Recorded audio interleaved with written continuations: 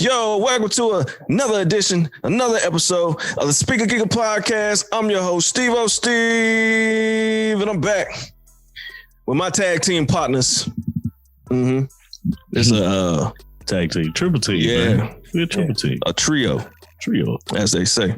Tommy T and G, we all back in the house. Another episode, second episode of the new year. We got a lot to talk about this episode. Well, I'm not gonna say a lot, but it's probably gonna morph into a real nice conversation. So y'all stick around for that, because right now, coming up very soon, of course, we got y'all favorites. What's in your speakers? We got the news, and today's topic will be centered around a whole issue with, if y'all don't know who he is, his name is Popp Hunna. He's from Philly, and some paperwork came out on him. Said he was a snitch, and now the whole hip hop community trying to ban this man. So, our kid, because that man like 20. So, Hey, without further ado, man, stick around. Let's have a good discussion. Let's talk about snitches, and let's go from there. So, without further ado, please, before we get into it, like, share, comment, subscribe. Go to YouTube. Subscribe. Find your favorite place to listen to podcasts and subscribe. And if I haven't told you already, subscribe. So let's get into it, man. Yo, what's up? What's going on, y'all? How y'all doing? Fine. Doing good, man. Feeling good. Feeling great. How are you? Doing wonderfully well, sir. Hey, that's my record. Forever. Man, 3 stacks is always gonna be amazing. Yeah, man. Always. I wish we could get a new album from him, man, but I know that's just asking for a lot. So yeah, I don't want a new album. I just want what I got. I do, bro. I'm tired of asking. Like, I'm right there with you, Steve. I don't necessarily need a new album. But I mean, like, if he put out one. Yeah, I'm check it out. Absolutely. Yeah, I'm not gonna be like, no, I'm not gonna listen to it. No, I ain't saying I ain't gonna listen if he put it out. Yeah. I'm just done professing my love for him dropping a new album. Yeah, like you don't want to, you don't want to. Nah, like, okay. I get why he's not, but still want one. We'll still get some features from time to time. Yeah, but those are always dope. Yeah. I'm waiting on Big Boy and what's his name, Sleepy Brown. They haven't dropped yet. Nope. I don't think songs are bumping too, bro. Yeah, it was. I figured it was like coming right behind it, but I guess not. Nah. Oh well. If ever we get this versus between them and Tribe Called Quest, that'll be something too. Outkast and Tribe Called Quest. Yeah, I think we're supposed to have a battle between them two. Yeah, they was talking about that for a minute. Yeah. I don't know about that one, man. Yeah, I guess because I'm not as well versed on trap stuff. Yeah, so they got to be me too. It's like probably like 3 or 4 songs that I can remember. I love trap, so I'm pretty versed on their music. So for me, I'm like, yes. Steve would get it. Right, like, right. Yes, Steve definitely would get it. I'd be sitting up here like Outkast everything, man. Man, what? I'd be like, play the next cast song. Especially because of the whole situation with Outkast when they went to the Source Awards that first time and they got booed off the stage. Yeah.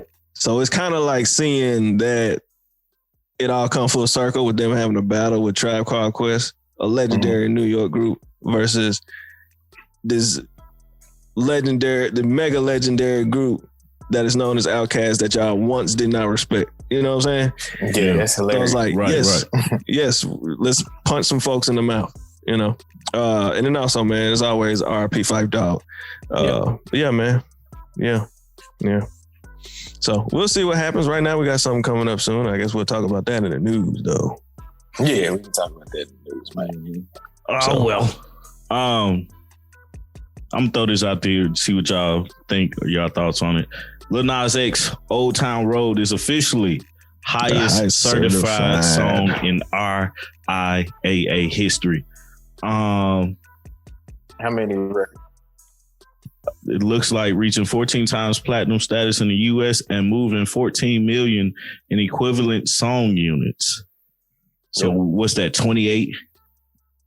Do you add them together? Like, I don't know how they do the like what the I know the platinum status is the, you know, how many times it was bought, right? Mm-hmm. But what's the equivalent song units thing?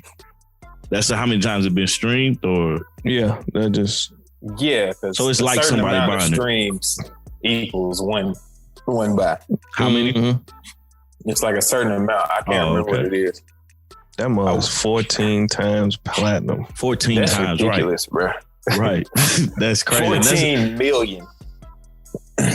And then honestly, like, they don't say it as much, but once you get to that 10 million status, it's diamond.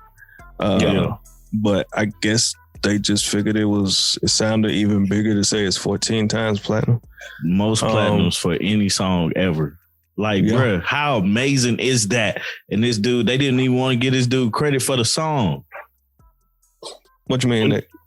When it came out, man, they they didn't want to Billy Ray Cyrus. Yeah, they was like Billy Ray Cyrus song. Yeah. He was like, nah, this not my song. Well, yeah, because they didn't want to. They didn't want to clear him if he was country or whatever. They basically was like, he black. They didn't want him in there, basically. Right. But now, as you see, I mean, he got sued over the song too. But now, I mean, because of the beat, right? Yeah, there was something in the beat that was sampled that he didn't know. Yeah. Okay. Cause I believe he got this up off of SoundCloud, but I mean, see where this record has gone. Like, that just ruled the airwaves when it was out. Everybody Old Town. I don't even know how it go no more, but that thing was nice, man.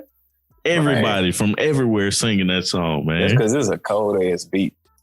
It was. It was. It's that cold. Do you think him being a gay man, if he would have came out like openly out like that before the song, do you think it would be as big as it is, or as big as it was? His specific situation and the fact that didn't nobody know who the fuck he was, I don't know if it would have made a difference. You know, because then nobody know who the fuck he was. It was just this viral TikTok ass hit. Like we was talking about the other day, TikTok just kind of like break shit. It just broke because like people was making videos about it. Nobody knew who he was. They just knew the song. I'll be honest, I do not have to answer that question. Only because I know how misogynistic and stupid society is. That I wouldn't put it past society to figure out a way to, be a jerk if he did come out before the song was such a smash hit. You can never put that shit past people. Because even when he did, like, folks started acting funny then, but at that point it was, the shit got it was too late. So that was brilliant on his part to come out at the height of the success of it. Yeah. So it was like, bruh, either you liked the song or you didn't. Basically, you had no judgment on him. Yeah. Because the other records he put out wasn't bad. That Panini song wasn't bad. It started picking up. It started picking up, and then it I don't know what happened. It just fizzled out. I mean, it was virtually impossible for him to. It's not just virtually. Old Town Road. You just said it's the highest selling song of all time. He's not going to top that. Nobody has topped it. Right. And they won't. Man, eventually somebody will. But it's gonna be a long. It's gonna take a while though. Yeah. I don't know when another moment like that is gonna just happen. That man dropped the best song ever. Technically, the best song ever. Technically, it's the best song that ever was made. Yeah. Damn, can you like, bro? That's purely amazing. A big flex. Congratulations, Lil Nas X. Right. Sitting up here, bitch, I made the best song ever, technically. Man, that's amazing though, man. Congratulations to him and his team for all the success they had with that song. I look forward to them doing greater things in the future. So I don't know if they can top that. It'll be very interesting to see, but hey, you know, it's never a bad thing to try. So what else did I have up here, man? I don't know if y'all want to talk about this now or later, but big one, Bun B confirms UGK versus 8Ball and MJG on the way. I can't wait. I cannot wait. They saying it should be sometime before the summer. Okay. I don't think they have a specific date. I'm skimming through the article I'm reading off of Revolt TV right now. Yeah, it's not a specific date, but they are saying that that's the verses. I think that's a great choice. Mm-hmm. I truly do, because like they're featured on each other's songs, I believe, on some of them, and they have similar. They was out during the same time. I think UGK might have came out a little bit later, like maybe a few months or a year later after 8Ball and MJG. But like virtually they're the same group in two different areas, man, with two different sounds, man, and for their area, man, did the same thing, you know. I think I'm an 8Ball MJG fan more so than UGK, but both of them are bumping though. What's y'all thoughts on that, man? Y'all think it's a solid pick? I think it's a pretty fair matchup. Yeah, pretty much. Yeah. I think that's one of the best matchups you can get for both of those two groups. Like, I don't know if there's a better matchup than that. When you consider their like commercial success and then their underground influence. It's like, bro, that's who should go against each other. Yeah, like, bro, like I don't know for a fact. You know, y'all probably know better than I do, but for both of those times, I think UGK is coming out of what Port Arthur, Houston. Port Arthur, yeah, basically. And then 8Ball MJG out of Memphis. For both of those areas, I think they're one of the pioneering groups to actually make it. You know what I'm saying? They probably not the first group to actually get on the mic and rap, but the first group to go past the city limits, you know what I'm saying? And reach national levels. I think you guys may know more than I do on that. No, I think it's a solid pick. It makes sense. So we'll see where it goes. Like, they got a lot in common, I guess. If you look at, and I hope I'm not wrong, but Rap a Lot, right? Rap a Lot Records, then Swisher House, and you know, if you look at Memphis and Texas, they're not that far away from each other. You can get the Texas. You got to go to, when you're driving, if you're in Tennessee, most time you're gonna drive through Memphis to get when you hit Texas. So just kind of that overlapping of culture and everything. I think it's solid.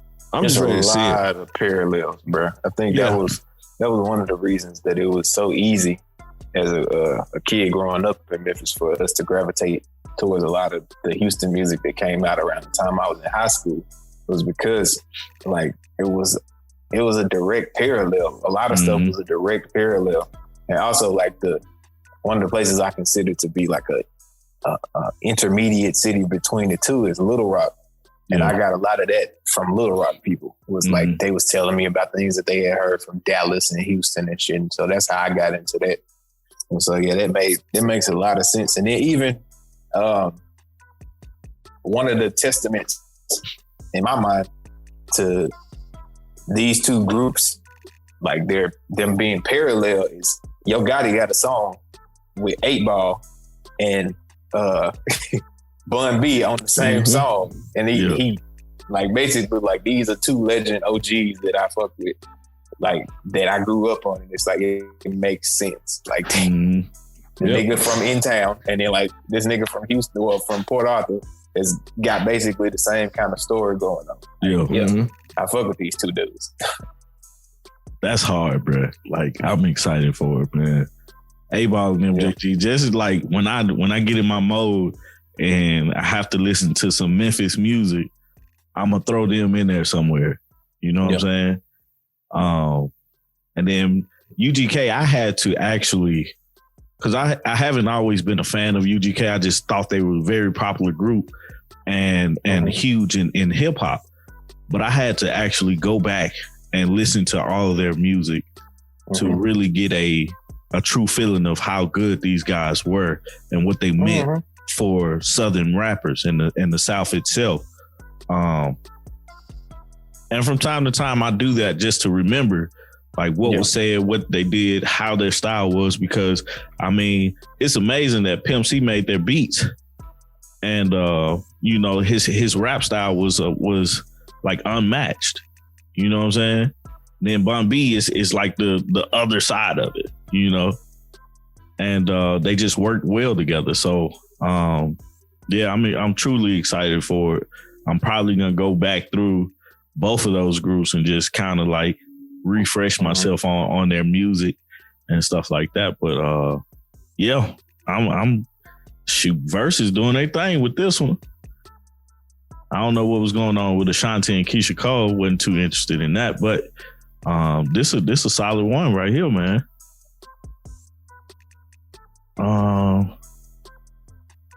Let's see. So that's a solid one. Guys, I don't think we can do this podcast without mentioning this. What happened this past week at the Capitol was purely a shame. It was terrible, and I sent the group. I sent the article about the black police officers' perspective on the riot that happened at the Capitol this past week, and bruh, it almost brought me to tears when I was reading it. Like it was like 3 a.m. this last night, and I'm just up reading it, and I'm like, that has to be hard, because we obviously know there's a difference in treatment, and you can see it. Like, this proves the difference in treatment from black and white. You know, black and brown. Let's include everybody. Black and brown and white. And then just to see the videos and to hear the recall of the day from a black police officer's perspective. Like, you see the one video where the officer is being chased up the steps from this gang of people. And if you continue to watch it, he goes into this room to where backup is coming. That's when everybody stops, you know, and stop moving forward on him, as to say, we're about to get you, nigga. And then for one officer to say, I don't know if you guys had read it or not, but one officer was like, I was called nigga so many times, and you know, and you know where that's coming from. Somebody walking around with a Confederate flag in the Capitol. That has never happened. Even during the Civil War, that it didn't happen. You know, like, I feel like that was shameful for one half of our country. It's one of the worst things I ever saw. Never thought I was gonna see something like that. We all sitting there texting each other, you know. We'd throw some jokes in there, but the main thing we were saying was they need to be put in jail. Like, they need to be arrested. Like, it's unfair what's happening over a lie. You know, over something they had nothing to like. You can't change what happened. You know what I'm saying? It's like you're not even requesting for anything. At least, like, people try to make the comparison of Black Lives Matter protests from over the summer. It was an axe there. It was, stop killing us. Here, y'all see, like, what was the complaint? You know what I'm saying? I'm trying to understand where did this come from, because it's stupid. What y'all did was dumb. Made everybody look bad. People from the outside, like, I got a friend that lives in Canada. She like, what's going on up there? You know, like, what are y'all doing? Watching it just like you are. You know, that shit is terrible, man. I just wanted to know what y'all thoughts were. Like, I don't know if you guys, I wish you guys had read it. I don't know if you did or not, but just thinking of it from a Black perspective, what would y'all thoughts be? And where do we go from here? Man. So, you know, last time I was telling you, me and Allison would do like, she'll read aloud and then we kind of go through things like that. Mm-hmm. That's how I did with the article that you sent. Yeah. We were sitting here making breakfast this morning and I was just reading it aloud. Yeah. Because I started to read it to myself and then I got about maybe a third of the way through and I was like, nah, she didn't hear it. It's one of those. It's one of those. Yeah. Yeah. I was like, nah, this is important. And so I read it aloud. And the dude said that they had called him nigga about 15 times. He was like, I've been called nigga 15 times today. And they were just very upset at being able to juxtapose how they were dealing with this and how some of their colleagues who were white were dealing with this. And so when he found out it was like people taking selfies and that kind of shit, it just kind of, it was the last straw is what it seemed like in the article. It was just like, what the fuck is going on? And I think that's kind of what he said for real. Yeah. It was just like, what the fuck is going on? Where are we? Where you over here taking selfies and then I'm over here getting punched in the face. And we both got the same job to protect the same thing. And they're not even doing nothing to you. And then something else interesting was how he said that he encountered a lot of people who were police officers from different places that were flashing their badges to say like, let me through. Like, I have jurisdiction here type of thing. Like, I get to tell you what to do. Right. And he was just like, no, like, that's not how this shit works. Like, what are we doing? What is this? And they kept telling him that they were doing it like for his benefit. And he trying to figure out, how is this benefiting me if I'm getting my ass whooped? Right. Like, how am I getting my ass whooped and it's benefiting me? That's not for me. It doesn't work that way. Yeah. There's no other way to interpret an ass whooping except for that person don't like you. Right. I can't interpret that no other way. Right. So yeah, I thought that was crazy. And it was one of the saddest things I've seen come from this event was that account. And then how they felt very unsupported by their superiors. Nobody ever really gave them a heads up. The way they had to find out about it was through an Instagram screenshot. Yeah. And then by the time, they saw that, it was kind of too late. It's like, it's about to happen anyway. So, but to answer your question, like, where do we go from here? It's a long conversation that we don't have time to have. I think we had a little piece of that conversation before when we referenced Plan Z. Yeah. And like, what plan are we on? since we know we're not at Plan Z. I'm like, after that, did we move from Plan M? Are we now on N at least? Man. Because I'm like, if y'all want to hear that conversation that we had about Plan Z, we got a new show coming out. It's called Let's Discuss. We'll be on there. It's coming out this week. So you guys check that out and you'll understand what Plan Z was. Obviously, I was not on board with Plan Z, but now I am with you guys. Even Steve's plan, I am with you guys. Man. Oh man. Dog, it's Steve. What you say, Steve? Oh, after having time to think about it and look at everything that's starting to happen, because it happened. I mean, it might sound strange, but follow me. I'm glad it happened. Yeah. Okay. I'm glad y'all decided to walk y'all rabbit asses up there. And they're starting to think that it's an inside job, which I can clearly see. I saw that. I would at all not be like surprised. But I'm glad y'all attempted to go up there and be stupid, because that was white privilege on display.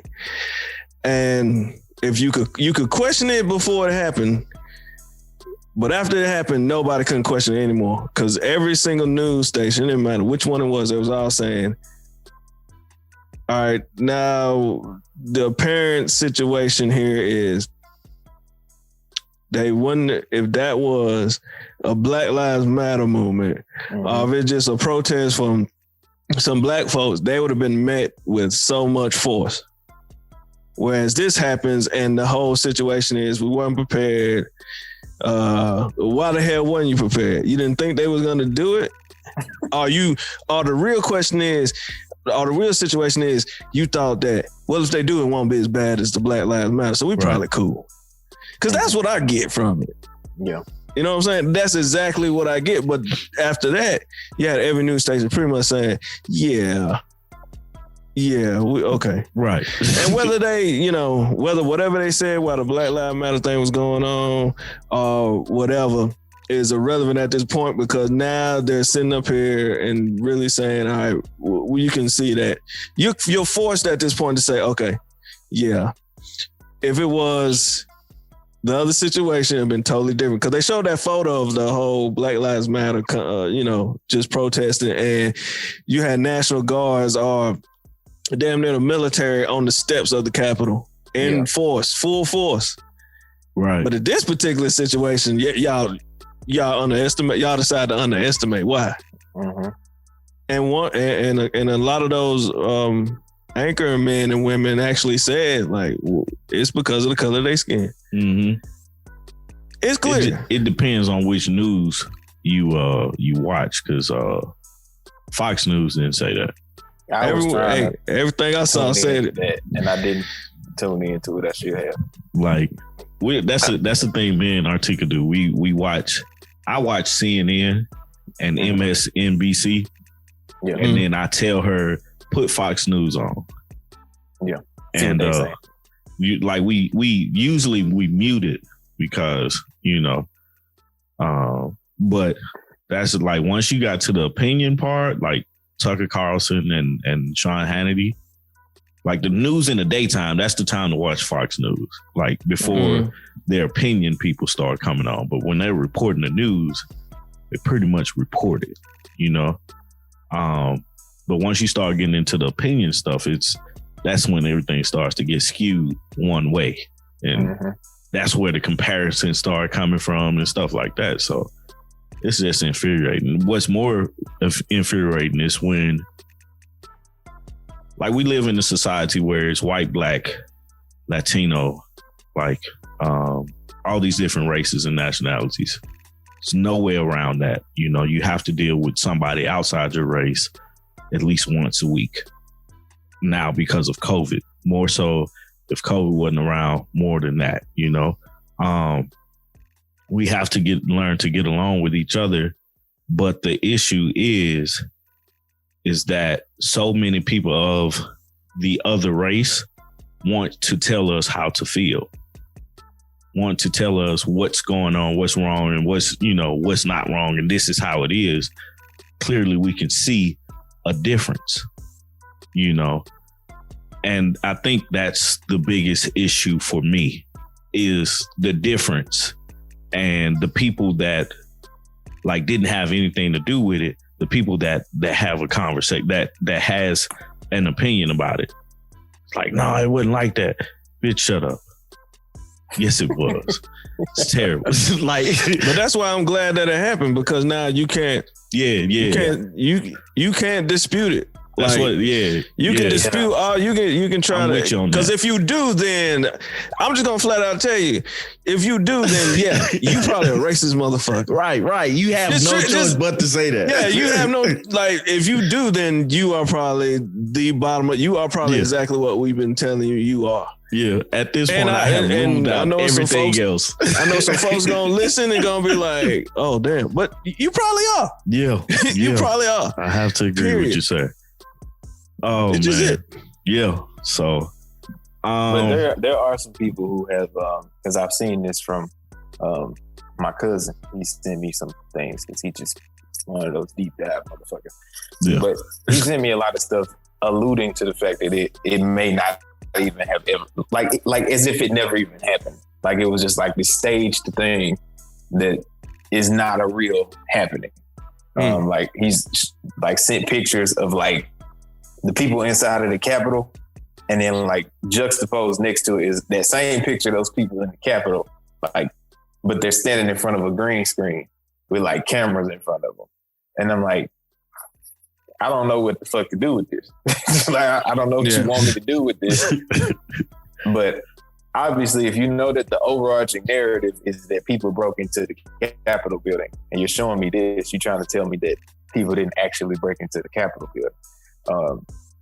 And I'm like, why wouldn't you just say that instead of like trying to make me be like, oh, I came up with this on my own, because like I didn't come up with that on my own. Yeah, I would never have seen that. I never would even thought that. Yeah, I wouldn't think, oh yeah, somebody has this grand elaborate scheme. Yeah, that's fake. Like, nah, I don't know. So, but I've seen a lot of stuff like that, because like I said, I went down that right wing rabbit hole on Twitter. Yeah. And I saw a lot of like, oh, this isn't really real. Like, this didn't really happen. Nobody was actually in the state capitol. Like, none of this shit actually occurred. Yeah. And I'm just like, I don't know. Well, I can't account for what actually happened in DC. Nigga, I'm in Houston, Texas. How the fuck I'm gonna know? But like, based on what I've seen so far, I haven't seen nothing that would tell me that it's not true. Right. and I'm not. And maybe there may be some people out there that be like, yeah, of course you haven't seen it. Like you haven't looked in the right places or something like that. But I don't know where else to fucking look. Like every single news station I've seen has shown me images of niggas on the Capitol steps, like, and then people, and then the aftermath of it with other people there to like report on it. And I'm like, where the hell else is there a Capitol building? And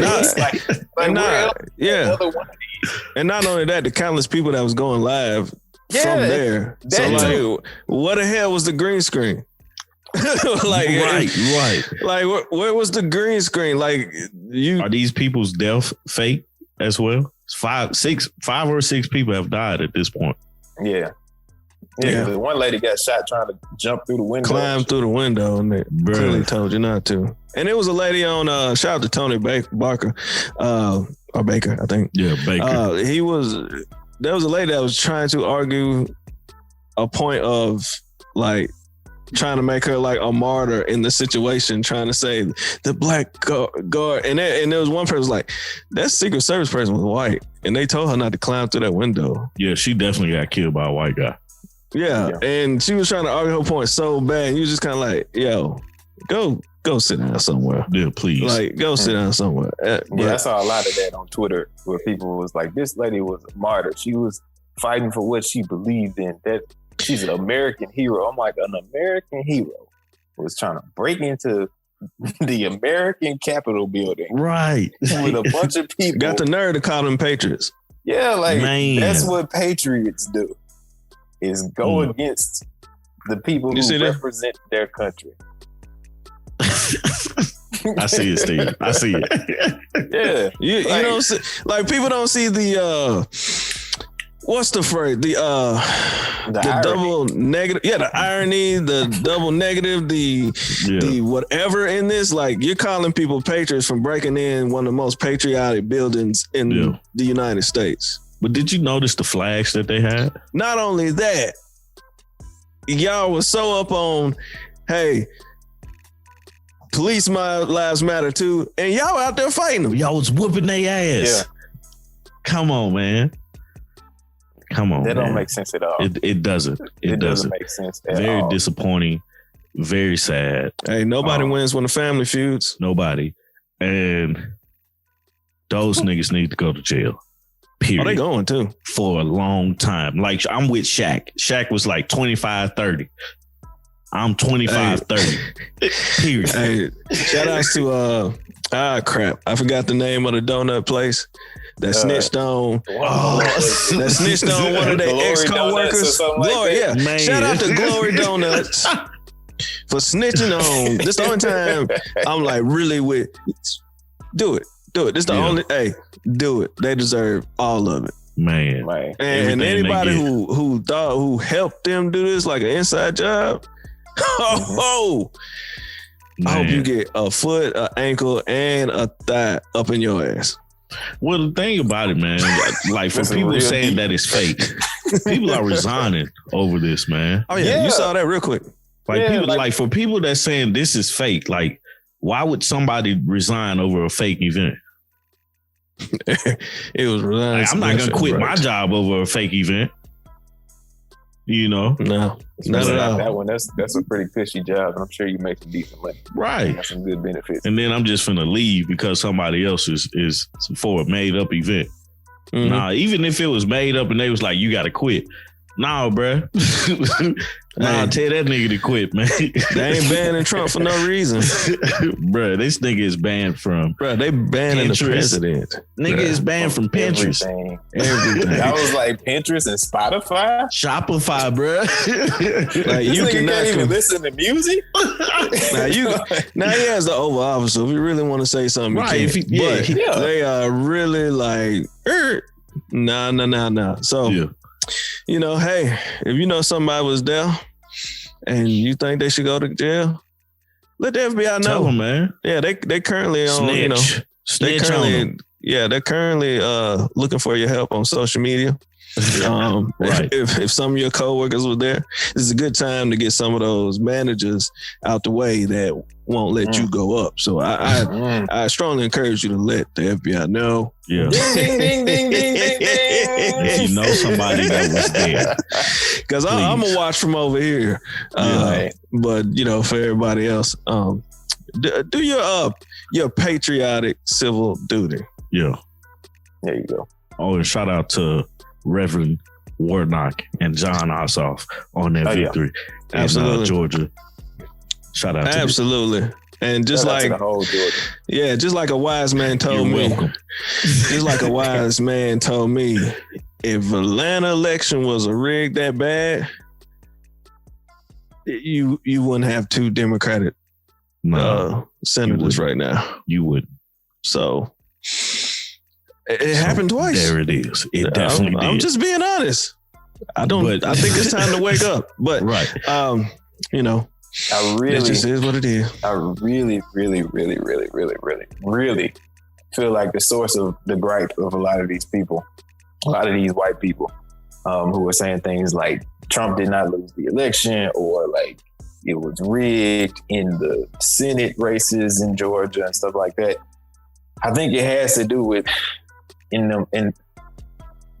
follow me here. I think it really has to do with what they consider a real vote. And that is something that they haven't defined yet.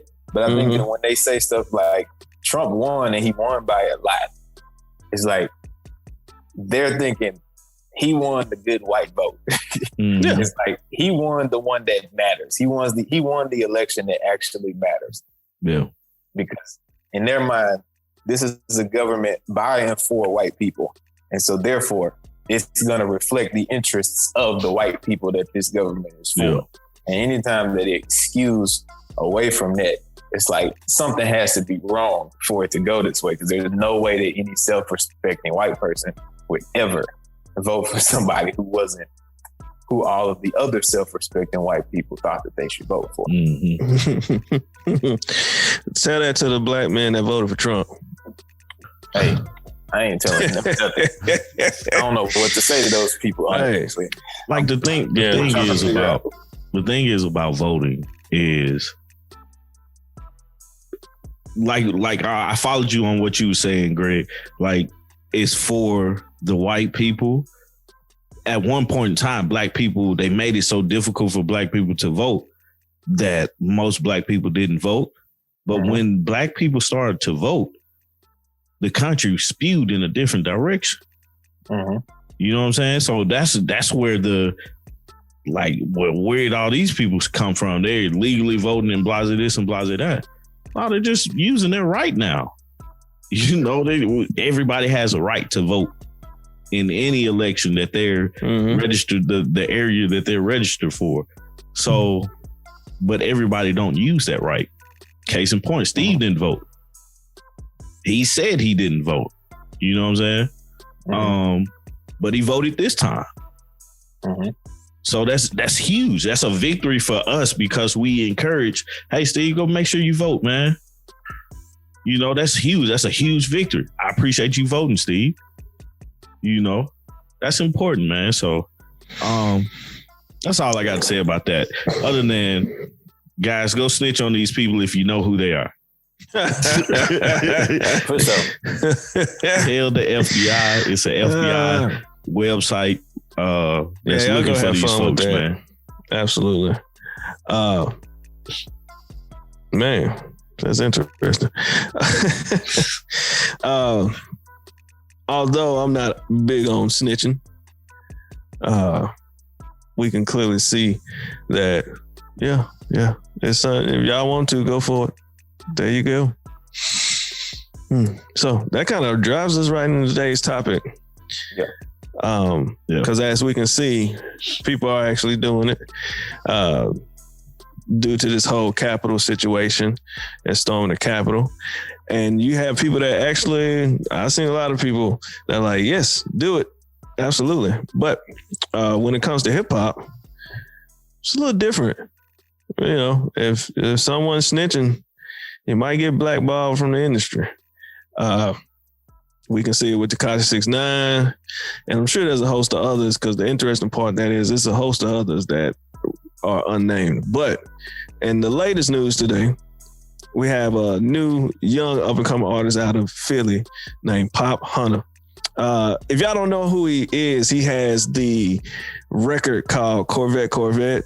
It's called Adderall, I think is the actual name. That's the name of it, with him and Lil Uzi Vert. And it's all over TikTok. It's a smash hit. It's the one, how the words go? I don't really know how the words go, but I did listen to it earlier. But a lot of y'all are dancing to it on TikTok. I know that for sure. And y'all really enjoying it. So what ended up happening with this young man, he's 20 years old, from my understanding. Someone put out the paperwork that at the age of 13, it's either 13 or 14, but I think it's 13. At the age of 13, he witnessed his best friend, be murdered. And his mom actually made, from what my understanding is, actually took him to the police station, and they said what they saw and corroborated. So because of that, and now that paperwork has come to light, there's a lot of people who Lil Uzi Vert and Lil Uzi Vert, one of them, Trippie Redd, Whack 100. There's a lot of people who are now pretty much turning their backs on the young man as and pretty much trying to blackball him from the industry. And today's whole topic is surrounded by it because of a guy. His name is Charles Wright, right? That what his name is? Charleston White. Yeah, Charleston White, who put out emotional. It's a Say Cheese. If you know what Say Cheese is, on YouTube, it's a popular platform where they interview a lot of different type of people, and mostly hip hop.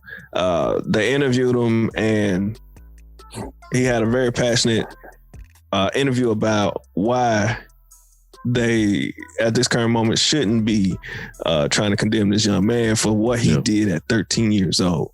So him, and he had words with the likes of Gilly the Kid. If you know who Gilly the Kid he's from Philly. That's another individual who is, from my understanding, going to get really trying to shun this young man, as well as a couple of others. So yeah, man, we wanted to discuss it because when looking at it, all right, I come from the culture, a lot of times in hip hop culture and black culture is a no snitching rule.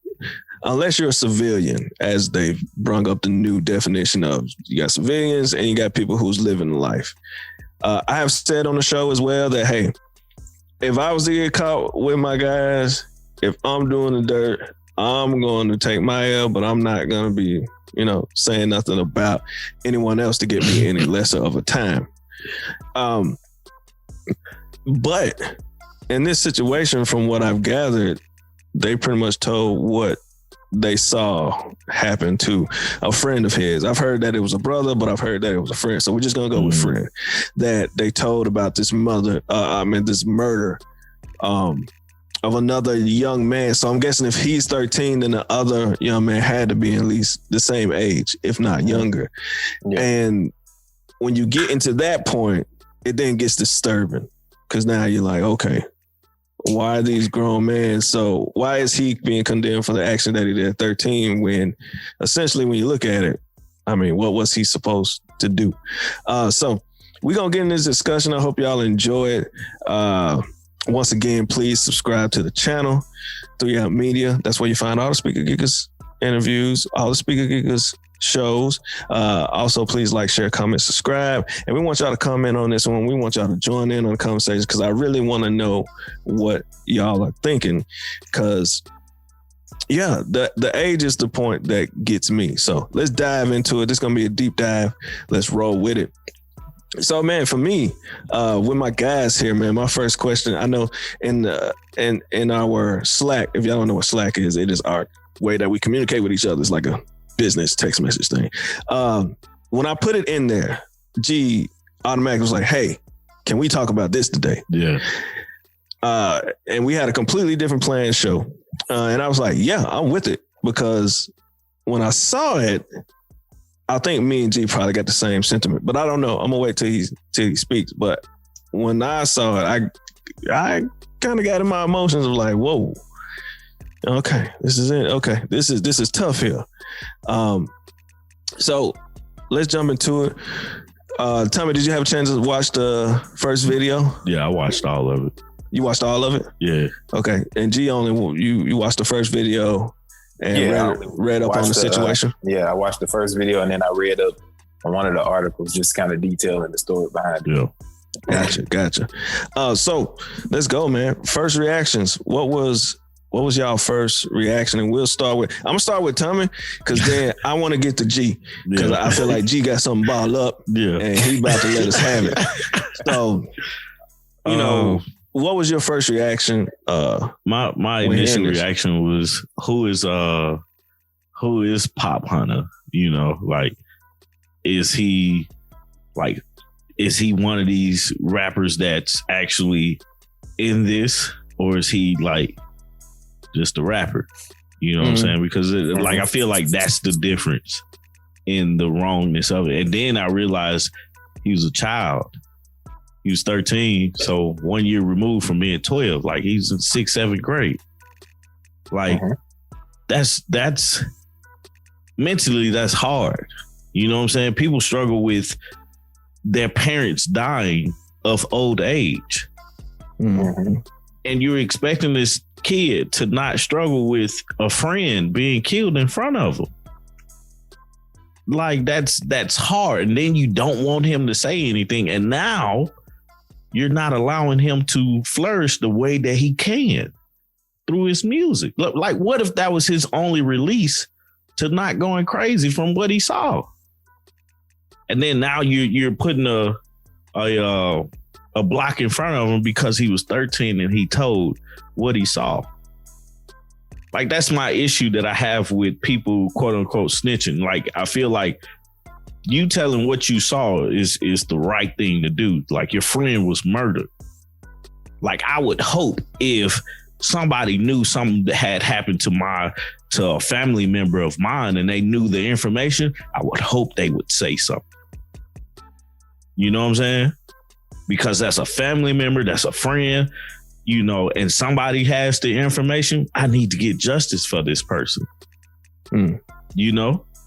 And so that's the way I'm looking at it. And it's like, that's terrible. You messing with this young man's money, man.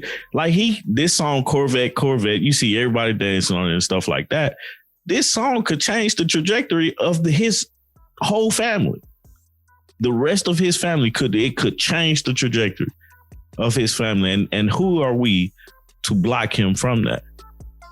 Mm-hmm. You know, living off some street, what's the rule, where in reality it doesn't work that way. You know what I'm saying? Oh no, go ahead. That was my initial thought. Oh, okay, gotcha. Yo, G, first reactions. What you got, man? Man, the first thing that I thought was just, who the hell is this dude talking?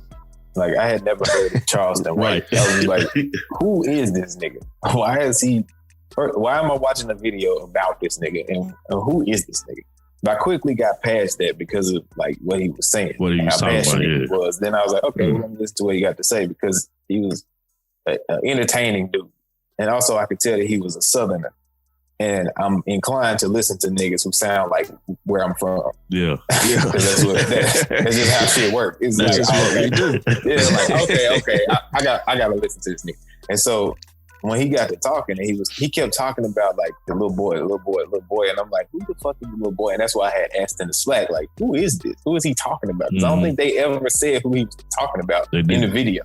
And that's why I was lost. I was like, okay, I see what they're talking about, but I don't know who they're talking about. I don't know the story behind it, any of that. So I went and I looked up, I can't even remember what I looked up because I didn't really know what to search for. But it was just like, I just remembered the song was mentioned. And so I looked up the song, and then I found the person. And then that's when I had asked y'all, like, who was the dude? Like, whatever. And y'all gave me some more information, and I read the article. It was the one that they was talking about Trippie Redd and shit. Yeah. And he said a lot of disturbing shit in there. I guess we can get to that in a second. But my first thoughts was just like, I kind of believe he has a point here. Like, if the nigga was a young person, a child, and somebody that he knew got killed, and he saw it, he probably wanted justice for the person that he got killed because he knew this person. Why would he not tell on the person who did it? Like, because if you're 12 or 13, you're not very deep off into the street life just yet. Because from what I remember, it was a lot of niggas that was in gangs in my high school and shit. And it didn't really become prominent until we got to be closer to around 14, 15, 16 is when niggas started to for real bang. Like, everything before that was just like you had an interest. Like you wanted to bang, but niggas weren't really letting you do shit yet. So like the street code shouldn't really be applying to him at 12, 13 years old anyways. Even if he called himself being in anything that had to do with the streets, he was a young nigga and there wasn't much he could do anyways. So him seeing his friend or whoever get murdered, and then also being coached by his mom, his primary fucking caregiver, that this is the right thing to do. I'm supposed to listen to some code over my mama and go against what she's saying. This is the person who has protected me and cared for me my whole life. You trying to tell me that I'm supposed to put your code over this person who gave me life? I don't think that's gonna happen ever. I don't think any nigga who is saying that he would do that is telling the truth. Yeah. Unless you just really didn't grow up with your mama. Because then, you don't have the same appreciation for a mother that most people do. But if you have the same appreciation that most people have for their mother, there's no way in hell your mama tell you to do something and you like, nah, mama, at 13. No way in hell. Maybe at 16, 17, but not at fucking 13. You're not like, hell no, mama, I ain't finna tell because that's the wrong thing to do. Like, you don't know shit about the wrong thing to do. You 13 and you sad and you traumatized because you just saw somebody get murdered. If you was 27, you still would have been traumatized and sad because you saw somebody get murdered. Nigga, it is a proven fact that even people who are in the fucking military, when they have stories of niggas going into war back in like, the World War II and all that shit. And they said that people are more likely to miss on purpose when they're trying to shoot people because they don't want to actually kill nobody. Like, they will absolutely try not to shoot the person that they're shooting. These are people who have been trained extensively on how to kill somebody. They go into battle and they missing people on purpose because they don't want to actually kill somebody and deal with the repercussions of psychologically going through that mental trauma for the rest of their life. So they're sitting there just shooting bullets everywhere. That's not at the person because they scared as hell. Because it's like, why would I do this shit? This is stupid. As soon as you get out there. And you trying to tell me that the 13-year-old has the discernment and the experience to be like, this ain't shit. This ain't no big deal. I saw my friend get murdered. It's not a big deal. No. He don't. So that was my first thought. Man, I'm glad that you brought up like why you were seeing the video, because I never told the story of how I got to it. I was actually on Instagram. I was actually on Instagram, and I believe that's the way I sent it to y'all. Yeah. And what I was doing was I was actually looking at another clip, and just so happened, when it's done, it just automatically flips to the next one. Yeah.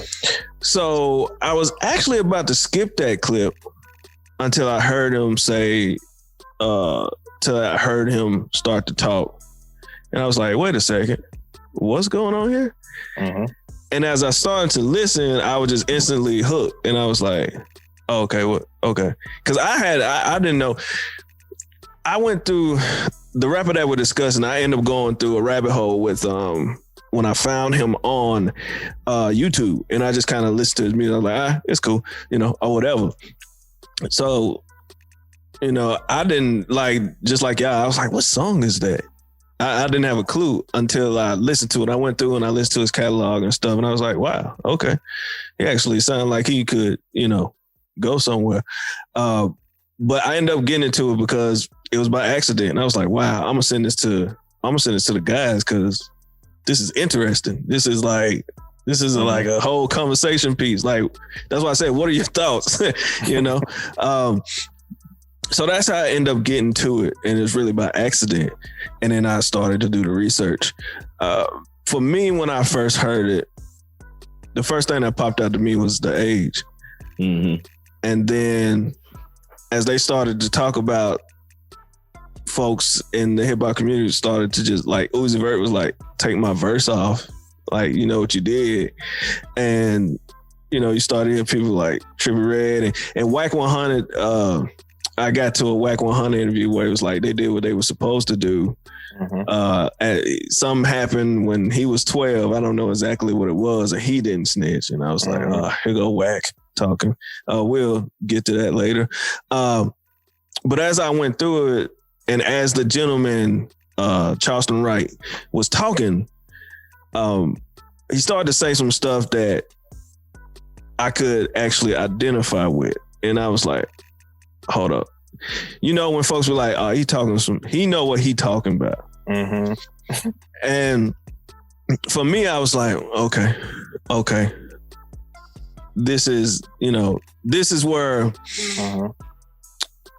to me, how I describe this is where the real man in the room start talking. Oh yeah. You know what I'm saying? Like the real gangster in the room starts talking. Yeah.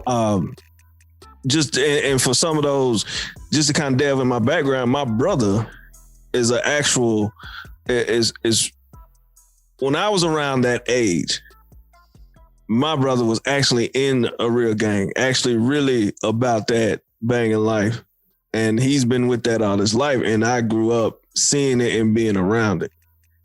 So when he started to say certain things about this and that, I was like, some of that stuff I was like, okay, I knew about off the top. And I could tell by how he was talking that when we actually do separate rappers from real life, you figure out that none of them really been a part of something. Oh yeah. Like you really ain't seen that. Like, it's some things that he was saying that it's just like, you don't have this information unless you've been there. Yeah, absolutely. You don't even have this perspective unless you've been there. Right. Like you can't even think, like that's a whole mind frame that you can't even think about unless you've been there. But being around that at a young age, I knew all that stuff and I could have been easily influenced to go that route. But I didn't. But the fact that I have been in some situations where I saw something happen and I was never questioned about the police, about whatever. But to say the least, something traumatizing, I've been around that. Like actually seeing some real street stuff happen, I've been there. And the reaction that you have to have and the trauma and the lasting effects. Because he said one thing that stuck out. He was like, even murderers have dreams. Mm-hmm. Like these folks running around here And like he said, well, Uzi Vert, he was like, I don't even know why he got that nickname. He ain't the gun like he's not known as the gun toting dude. And you, when you've been around that situation, I could point to you to the guy that's the one that said that he'll shoot you, he'll knock you off. I've been around the situation. I've been around the issue where something happened and you worrying about the police essentially showing up or whatever. Thankfully, I haven't been around where I've witnessed a friend or a family member murdered in front of me. But I've seen these things. So for me, the first thing was kind of like, it went back to me listening to some of those. I had the little boy listening to the older gangster in the hood that was sitting there telling me, hey, bro, go to school. Like, I know you around it and all this, and sitting down there and just kind of, because you had some folks who would bring the kid around, do all this dumb shit and make him laugh, like, you see all this, you know, da-da-da. Like, that really happens. But then you have somebody that's actually there and be like, that you that's older, and you sit down and like have that sidebar conversation like, hey, bro, like, you know, your folks cool and all, and you know, all this is cool, and I know you out here, but on some real, don't do none of this. Go to school. And then when somebody has respect for your family or respect for whatever going on, they, you know, certain people will bar you from doing that. Like, hey, bro, don't come around here. This is our business. Like, you just do your thing. Like, we make sure nobody bother you, but we don't want you going down this route. And that's what I looked at it when he was talking. I was like, because the real man in the room gonna be like, hey, nah, that ain't cool. You got some actors who are like, that want to be the man that's gonna be like, I got some boys, or, you know, if you with me, if this happened, you better not do this. But you got some real men that's been through it and understands that this is psychologically going to ruin, not only psychologically, but physically ruin the rest of your life, because my life is like this. And it took me this many amount of years to get out of that to get to here. Yeah. So when I heard him speak, I was like, he dead on the money. Like, there should be no way in hell we're condemning this kid for what he did at 13. He don't have a mental capacity. This ain't no movie where, and we're not overseas where these 10, 9, 8-year-olds are shooting AKs at you. This is real life. Most of these 13-year-olds are playing video games with their best friend. Yeah. You know? So at this moment, I ain't scared to say I'm disappointed in hip hop today. Thoroughly. Like, y'all a bunch of men condemning this other, he's 20 now, condemning him for what he did at 13 and the fact that y'all want him to go against his mama. I had a discussion with my wife because something, I'm gonna make this quick, popped in my head a couple days ago. And it's interesting that we're talking about it because it popped in my head a couple days ago. I was like, when I was going to the club or wherever, basketball games, sometimes when you click up with certain people, you were so excited, like, hey, bro, such them together, we all together. Oh, they finna see us. We finna sing, whatever. But when you went home to your family and they wanted to go somewhere, I don't really want to go there. I'm finna go to the street with such and such them. We finna go ride. We finna go kick it. And I was like, you know what? That was the most backward shit ever. Mm-hmm. Like, you should feel that way with your family when you come into the. Now, granted, there's some of your friends that's gonna end up being like family, and you can't break that ever. But some people you didn't really know from a can of paint. Mm-hmm. Like, you thought you knew because y'all was around each other for like a couple hours every day. Or you was in school. You really thought you knew them, but you didn't. And then when you got to know them, you find out, dang, I really didn't know you went through that. Of course not. You didn't really know me. Mm-hmm.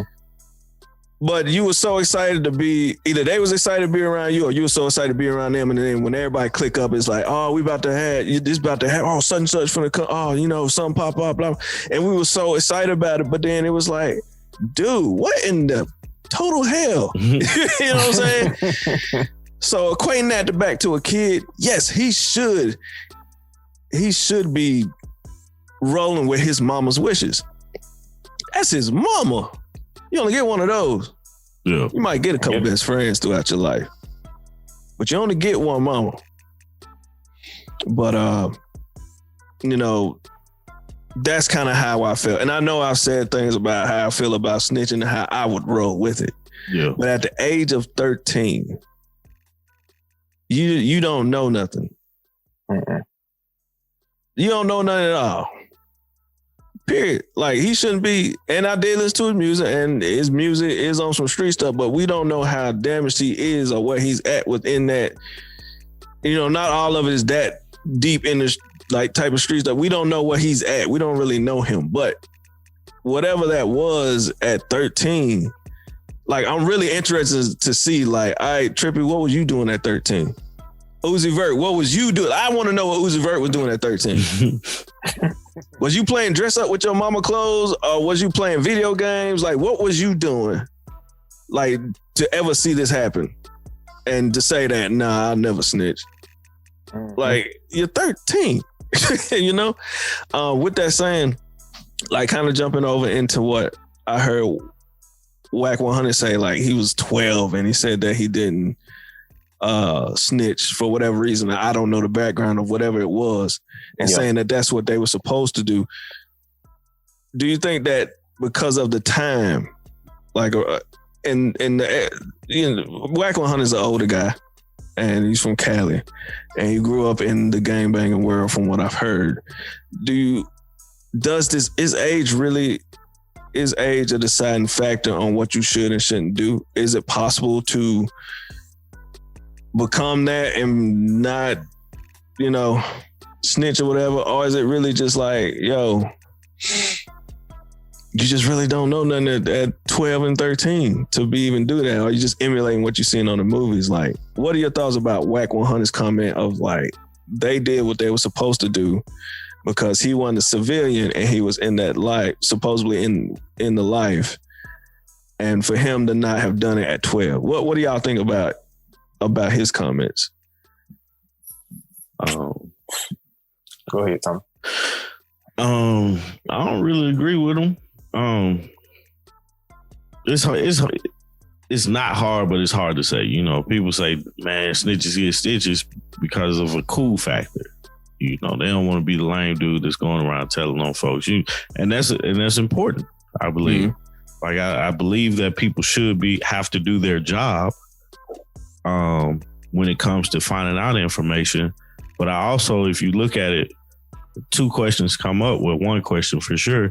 Why is that the rule? Why is not, you know, don't snitch the rule? And then what is considered snitching? Mm-hmm. Because on one front, it's, I ain't gonna tell the police, but I'm gonna go back and tell my people so we can get some type of justice. Uh-huh. Either it be legal justice or street justice. But we getting some type of justice, and I'm gonna tell. You know, I'm a snitch. It just may not be the police. It may be a big brother or a fellow friend or something like that. My mom, my dad, you know. But I'm gonna tell somebody. Yeah. You know. Then otherwise I'm just out here doing stupid stuff, and then I get caught. Mm-hmm. And I always feel like, man, I've never been a street person, you know? Like, I carry myself in a specific way, and I carry myself for people to respect me in a specific way, because I'm gonna give you that same respect. Like I said, I want you to do your job, but when it pertains to me and my family, the first thing I have to do is make sure that we are protected. Yeah. The first thing I have to do is that I got them covered.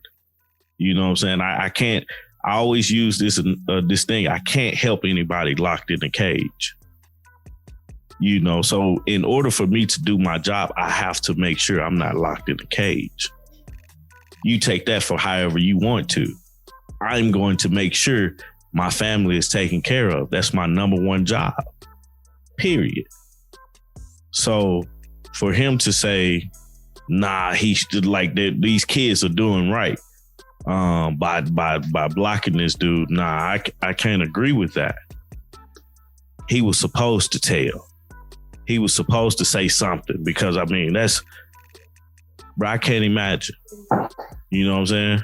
And you don't want me to do anything about it? Yeah. Like what is expected of a 12, 13-year-old child to do? If I can't go tell nobody, if I can't snitch, quote unquote, what do I do? Because now I'm lost because I don't have my friend no more. Mm-hmm. So what do I do? Do I just get over it? You know, do this murderer just gets to walk away? Or do I become a murderer? Do I go right? Do I go murder him? Yeah. Because the thing about it is, I could go murder him and the police be right there and they see me. But there's no record of him killing my friend. Mm-hmm. You know what I'm saying? So what does that help? How am I growing as a person when I'm in a cage for the rest of my life? That's the saddest thing I think to see is somebody, let's say he how old, 20 right now? Yeah. He retaliates and go kill the person that he know killed his friend. He never told, go kill the person his friend. Now he's in jail for the rest of his life for killing somebody that killed his friend. For killing somebody who didn't deserve to be out to be killed. That doesn't make sense to me. That ain't justice at all. That ain't fair because this dude, like that Corvette song, man, it's straight. It got a nice beat to it. People it's hot right now. You know what I'm saying? He can make some money off of that. He can take care of his family. What if he has a child that needs their father? Then that was one of the things, what's his name? Charleston White. Yeah. That was one of the things he was talking about, having these fatherless, I don't know what he said. He mentioned Future. He said he Future mentioned got like Future 12 about mamas and they ain't taking care of none of them. Right. So it's like, how do I take care of my family in a cage? All because I didn't tell. Mm-hmm. Like, what sense does that make? That's my thoughts on that. And it's such an interesting thing because I think at this point, no one has the definition of what snitching is besides don't tell the police. I feel like my definition is probably the only closest one as far as like, if we get caught together, I'm not going to tell on you so I can get less of time. Like that's the only definition that I have for that situation that I like the most. Yeah. So that's the definition I feel like is ridiculous. Like I think it's fucking ridiculous to say a crime happens and then you just don't report it. And like just because you're just not supposed to report crimes. Like the rule is just, oh yeah. Like no. Now I will say this as well. Like if I live in a place where we don't have much and most of the people around me don't have much, and I see a nigga like robbing a store at night, I'm probably not gonna snitch on that nigga because I know that nigga hungry. Like I'm not finna be like, ooh, I'm finna tell on you shouldn't have been taking them fucking burgers out of McDonald's, goddammit. Yeah. Like I'm not finna tell on you for no shit like that. That ain't none of my goddamn business. And McDonald's gonna be fine. Like that ain't got shit to do with me. But if it's like my next door neighbor restaurant and I know they also ain't got that much money and you taking their shit, I'm gonna be like, one, I'm gonna talk to you first. I'm gonna be like, nigga, the fuck? Right. Like, why you taking their shit?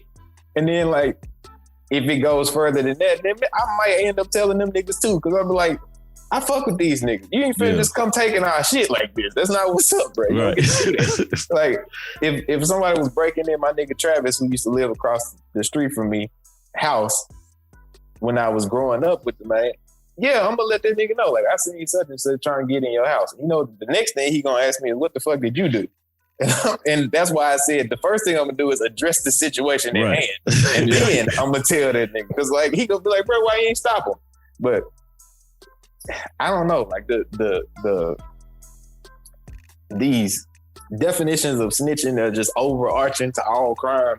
I feel like it's ridiculous. It's like, why, bro? Yeah, why? Absolutely. One thing that I want to bring up because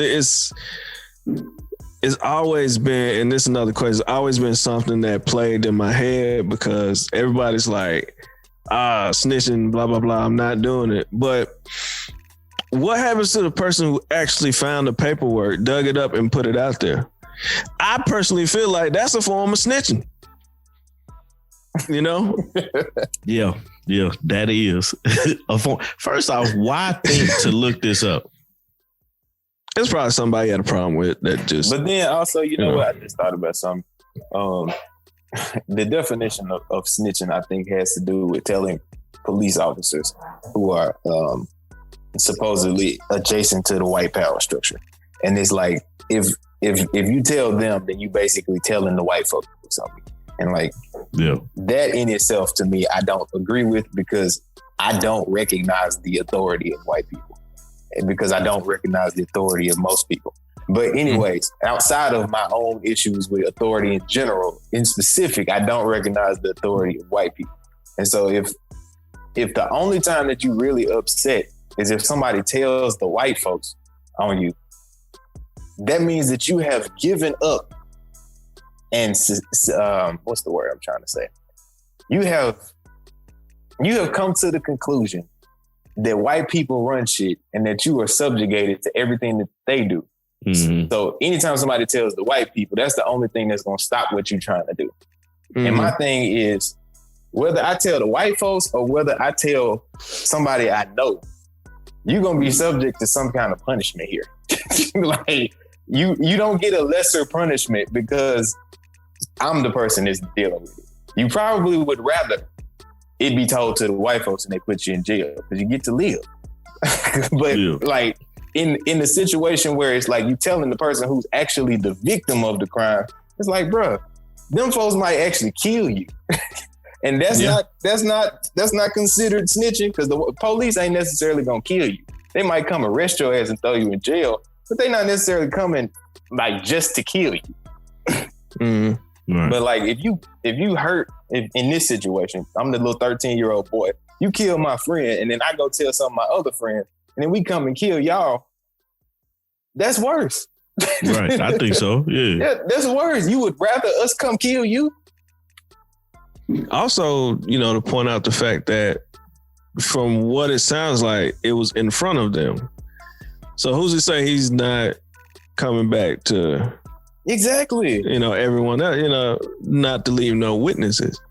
That's the other part. Yeah, that's the other thing. To save his family's life. Mm-hmm. Right. Yeah. If that is the case. The craziest thing about this is how everyone just kind of instantly backed away. And that's what the dude had the issue with. Yeah. It was like, why are y'all so quick to jump on this shit? Because it's the cool thing to do in popular culture. When you probably know a lot of people that done some questionable ass shit in your life. And he started to name names and situations. And he was like, I know for a fact this happened and y'all niggas ain't do shit. I know that this happened and y'all niggas ain't do shit. I know that this happened and y'all niggas ain't do shit. And that is where it stuck with me the most, is because I've been in a situation like that where like the first time that I saw somebody be challenged on how hard they was. The first time I really saw that. And it came from a black woman asking a group of black men, what the fuck y'all gonna do about it? And all of them niggas just kind of sat there like, I don't know. And it was just like, really? Like, you hard ass motherfuckers ain't finna do nothing. And it was just like, it gave me a different perspective on like what it really means to be gangster and like hard and shit. I'm like, it was like, so if these things happen, y'all niggas acting a fool, but this thing can happen and y'all ain't gonna do nothing? Y'all just gonna sit back and act like it never happened? And it was a very similar situation to what he was saying about the game. It was just like, y'all know that this is going on and ain't nobody ready to do nothing, or at least alert the proper people who can do something. Right. That's a different world that I realized that day that like them niggas in that room was not ready for that world. Mm-hmm. No matter how hard you think you are you ready or not, nigga? Yep. Are you really down for that shit or not? And that's where the dude in the video, Charleston White, was like, bro, I've been there. I know this shit. I do this shit. I'm willing to die for this shit and kill for this shit. This is what I do. Y'all found me this way. Right. I'm not an entertainer. Yeah, like, y'all found me doing this is not for just the internet. Yeah. Yeah, because I don't recall him saying where he was from, but he's definitely an activist where he's from, and he helps put together programs and things like that. The interesting thing that started as I went down this rabbit hole is one thing that he said he was, and it's alluding to what G just said, is that there are other people in the industry that have done the exact same thing, but yet because of their, actually no, it wasn't him well, he spoke on it as well, but Trouble actually has some tweets. If y'all know who Trouble is, he's from Atlanta. He's an artist. He actually has some tweets about it. And he said that there's some other artists in the game that have done the same thing, but y'all are so blinded by chains and money that, and instead of doing what y'all doing as kid, y'all decide to stand right beside them. So for that, it got really interesting as I started going down this rabbit hole, because people started bringing up Desiree Perez. If y'all know who Desiree Perez is, she is the COO of Rock Nation. And from what I've heard them say is that she was in a snitch, that an informant that took down 2 cartels. But she is the COO of Rock Nation. And the interesting thing is that the cartels, were they of a different race or something? That I don't know. I didn't jump too far into it. Yeah, I think that's important. Yeah. Because that could be sending a message to those cartels by the people she's employed by. It's true too. That's interesting. I have to delve more into it. But basically they're saying that, you've seen Meek Mill with this person, Jay-Z of being one of, our biggest artists, and Purge Music, one of a big drug dealer back in his time, and so on and so forth. You've seen them around this woman, but yet for this kid who was 13, who, told what he saw, y'all want to condemn him. But if y'all had a chance to do a song with someone off of Rock Nation, you sure would. So where do we, with this whole situation, where do we draw the line? Like, you gotta stop fucking drawing the lines, bro. You can't draw the lines until you get to the situation. When you meet the situation head on, you act in the way that best suits your fucking needs at the time. That's how people are. That's what you will do for the rest of your life. Doesn't matter what your code is. You will continue to do that for the rest of your life. You will act accordingly and rise to the occasion of the situation. At the time, whatever makes the most sense, that's the decision that you're going to make. It doesn't fucking matter who you are, where you're from, how you were raised, what you've learned in your life. That is coming from a nigga who was a psychologist. Nigga, you will continue to do that.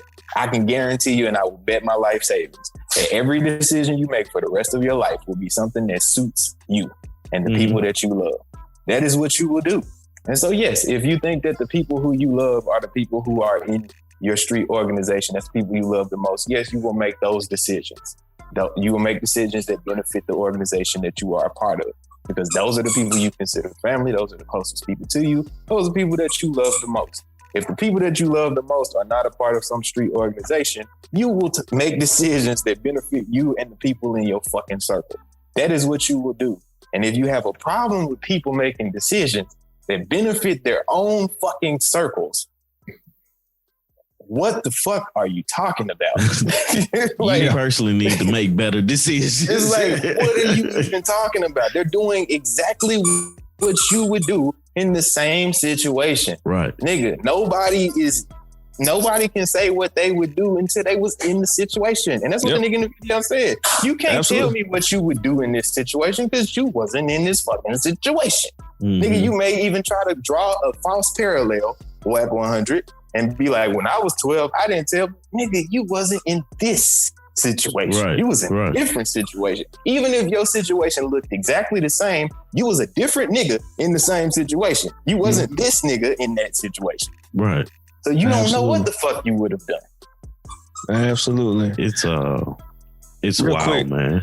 I did find out about on a quick Google search. I did find out about Miss Perez and what happened. 1990s, after her 1994 arrest of possession of 35 kilos of cocaine, Perez struck a deal with the feds, agreeing to wear hidden wires to record her meetings with major cocaine traffickers. Her undercover informant work won her courtroom praise from federal prosecutors after she helped them break up major drug deals in Puerto Rico and Colombia.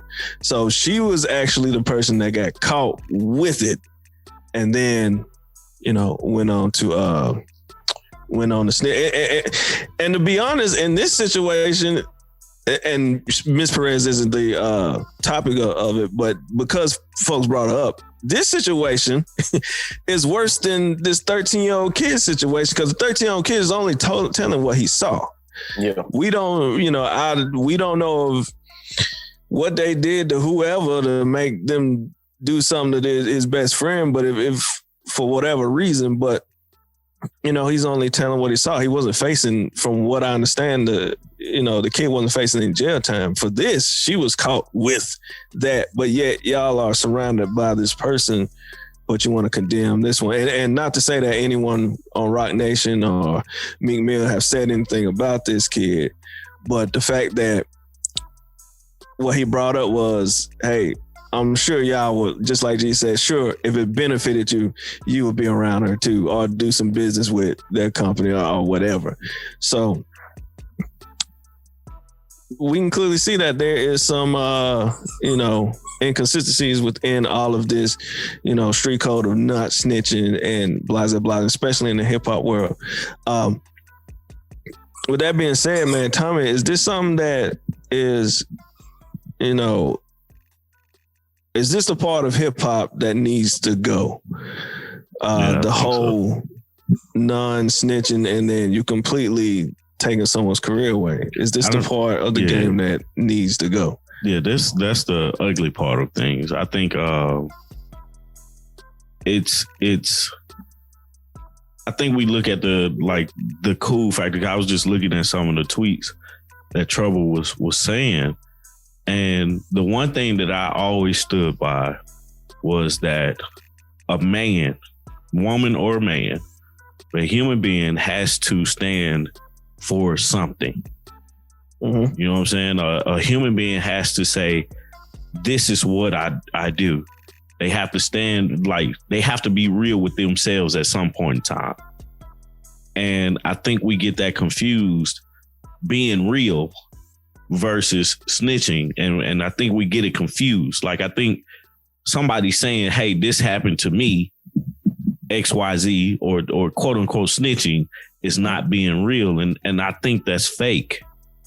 To say that's an unfair thing, that's what's the word, that's not a good connection, a good connector. Being real is not, you can say, hey, this is what happened, and still be real. You know what I'm saying? You don't have to go looking for it. You don't have to go be an Inspector Gadget. But if I need something and you got it, I'm going to get it from you the best way I know how. You know what I'm saying? If you did something to me, I want to get you back. That's just me being me, a petty dude. You know what I'm saying? But I'm going to get you back in a way that's going to hurt you worse than you hurt me. But I'm still going to make sure my family is taken care of. That's being real. That's being gangster, is saying, hey, this is what I got to take care of. I'm going to take care of that. I'm going to take care of my business. That's being real. You know what I'm saying? This no snitching thing, I don't get it. I don't who are you not snitching to? What are you not snitching about? If I know, I get where Megan Thee Stallion was coming from when she was like, I don't want to tell on Tory Lanez. I get where your heart was coming from. But sweetie, This nigga tried to kill you, man. Like, even though he shot you in the foot, he shot you. This nigga really, real life shot you. And if he shot you, man, yeah, either you retaliate or you tell. One of the two. Because he had no regard for your life at that moment. You know what I'm saying? So I do think that people, like the guys that are saying, well, you know, blackballing this young man from the music industry is taking it a bit too far, just because it's like Lil Uzi Vert sitting up here, take my song, take my verse off your song. For what? Bro, you staying to make money with this. Like, what is your problem? Like, you literally, I understand some people be like, well, I don't need the money, but there's still a dollar to be made. And at this point, you're taking food out of his mouth. When has there ever been a point where I wanted or you wanted to take food out of somebody else's mouth? I have never had that moment in my life that I would rather you not eat than to help you out. You know what I'm saying? I would rather take something from you to where it'll be, it's non-beneficial for me to do it or not do it. But it's very beneficial for me to do it for you. I never, you know, that's just not me. I don't think that's being real. I don't think that's grounded in the not snitching rule, because I feel like being real and not snitching goes hand in hand. If you're gonna make that street rule, that goes hand in hand together. So yeah, I think they overreaching on that one, brother. Yeah, I think there's something that I feel like it's an extinction burst. It's a word in psychology where it's like something is on its way out, and like before it goes out, it like rears its ugly head a whole lot real quick. Yeah. And I think that's what's going on right now is like over the past, 20 years or so, hip hop has become less and less controlled by the streets. Is more of an open market. A lot of people can get in. A lot of people can make money. It's not like you have to be vetted or vouched for by certain people before you can make money. Like the shit took off on TikTok before anybody could get their hands on it.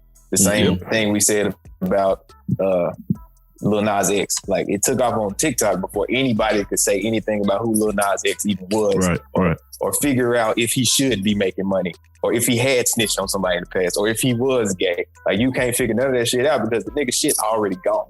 Like it's already out there. It's already generating dollars. You can't do shit about it. This nigga was probably at home chilling, and he realized, damn, I'm back. Like it was just like, damn, I'm here now. What am I supposed to do? Get a lawyer, negotiate funds and shit. But it's like it's too late at that point. Everything is retroactive, and I feel like people are just they're holding on to an ancient way of doing things in the music industry, where people were able to govern a certain way, and now they're losing that. And there's still some people that's left over who fall up under that. But that doesn't mean that those people are street niggas. It's just that they may be backed by some street niggas, they may know some street niggas, or they may just think it's cool to associate themselves with the idea of being a street nigga. And those people are who I think Charleston White was talking about. Was like, bro, you ain't even a part of this though. Like, why are you trying to govern yourself as if you're a part of something that you ain't even a part of?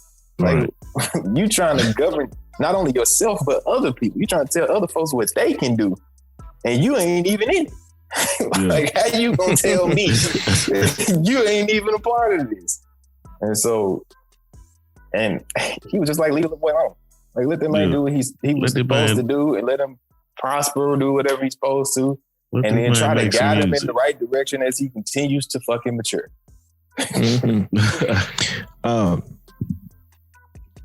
So it's safe to say that the whole crew of the Speaker Gigas can clearly see that it is something gravely wrong with what they're trying to do to this young man. For me, I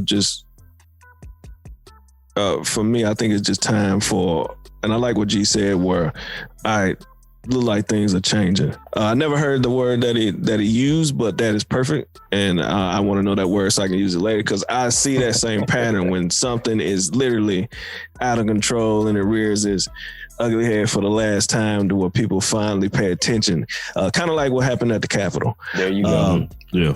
If you want a different different idea or vision of what that is, for me, I just think it's time for the real men to stand up in the game. If we look at the whole, I think that's the route that things may start to go. We look at examples of the Jeezy and Gucci situation. Mm-hmm. People have said so much on the internet about him being in the same room with him and blah, blah, blah, but you cannot argue that they came in there as grown men, and whatever that was is done as far as we know. You can also see, Jay-Z and how he is with his family and the growth that he's been through. And you can see a lot of people as they begin to give us these kind of show like, the real man values, and pretty much tell you that, man, a lot of that stuff that you used to do is played out. Even Big Crit on the interview was talking about that at one point, about some of the stuff. So I hope that's the trend that we're getting to. But this was one that was such a ugly situation that I was, like, you're wrong. Yeah. And that's just point blank. A 13-year-old kid, what was he supposed to do? So with that being said, man, I don't have no more questions. And I know we've ran for a good minute here. Let's get some final thoughts. And for everyone listening, man, please chime in, because I want to know, if you're someone who stick to it, explain why. Explain why. I just want to know. I'm very curious of why. Just explain why you sticking to it. And if you're someone who agrees, cool, agree and tell us why. But man, that's some final thoughts, man. Let's roll real quick. I think I've given mine. So Tommy and G, y'all got some final thoughts on this situation? Greg, I'll let you go first. Oh, no, man, I ain't really got no final thoughts. I think we kind of covered everything. Just the nigga was young. Like, I think an ancient way of doing things, well, not ancient, but the old way of doing things is kind of just changing. And people are being resistant to that change, but I don't know if there's anything you can do about it. It's kind of the inevitable outcome of what the people that you so admire wanted for their next generations, is that they wouldn't have to be street niggas and they wouldn't have to do the things that they did. And it's like, knowing that those people were looking for people to have a better life, why would you look at somebody who's a possible product of that better life and then try to be like, no, you shouldn't be this way? That doesn't make sense to me. Yeah. It's for me, it's all silly. Like, if that's the way for you to get on in the music industry, man, we need to look at the music industry as a whole and figure out what's going on, because that's backwards. That's not that's not how you truly govern. That's something from 1700s, where you wrong somebody, you go outside and you duel. Best man win. You know what I'm saying? But today is not. We have people in place, and that's another issue. That was, a completely different issue. But we have people in place that, they basically work for you. They go out and do your bidding. I mean, that's a different way to look at it. But hey, somebody wronged you. I'm finna continue to make my money, but we need to catch this dude. But just to kind of sum everything up, man, like, for what's his name, Popp Hunna, hopefully, this doesn't stop him from, doing music and creating more with his song Adderall. He has a hit with that. I hope it grows from there and he gets better and better. And we can kind of look back at this and kind of like laugh at it because he's a top-notch type artist. And, this is what tried to stop him. So, I mean, keep making music, man. That's all I can say. So if y'all are good with that, once again, I want to thank you guys for listening to another episode of the Speaker Geekers podcast. You can follow us and subscribe to the channel. Subscribe to the channel on YouTube at 3 Amp Media Studios, the page, and you'll see Speaker Geekers episodes up there. You'll also see everything else we're doing over at 3 Amp Media as well. Like I said earlier, Let's Discuss is coming out this week, so check them out as well. That's pretty much the group chat of 3 Amp Media, and like we're just discussing whatever we put in there. So so look forward to that. What else? Oh, follow us on Instagram and Facebook at Speaker Geekers Podcast. You can follow me on Instagram at I am Tommy T the Third. You got Steve at the Great Steve O Steve, and you got G at instantly_G. All on Instagram, man. So follow us there. Comment, like, share. Like I said, subscribe. Smash that like button, like everybody be saying, man. That's too funny to me, but for sure. Comment. We want to know what your thoughts are on this situation with Popp Hunna, and what your thoughts are about snitching. Because I think that's the actual root of the issue. We don't have a true definition of what's inside that snitching rule. So with that being said, guys, do you have anything else? Did I miss anything? No, you got it, man. No, I think Steve, you good? Yeah, I'm gonna start saying finger that smash button. I'm gonna finger that subscribe button instead of smash that smash. I mean, okay. Finger that motherfucker. All right. With that being said, guys, I'm out. Peace.